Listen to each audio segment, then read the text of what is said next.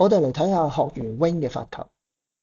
首先要讚嘅係佢用啱咗大陸式握拍法，所以跑面角度冇問題，可以將球有威脅咁樣打入場區。但佢有一個關鍵嘅問題，就係身體打開得太快。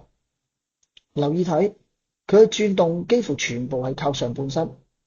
喺網球發球嘅動力鏈入面，呢種叫做能量遞減，即係話腳嘅力量未傳到上肩，個上半身已經急住咁擰向個網，搞到個身體中間嘅力量斷晒。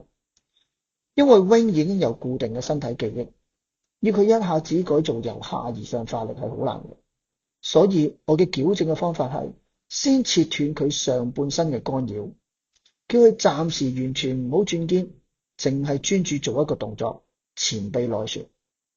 如果各位有相同嘅問題，不妨試下呢個練習方法。我哋下次見。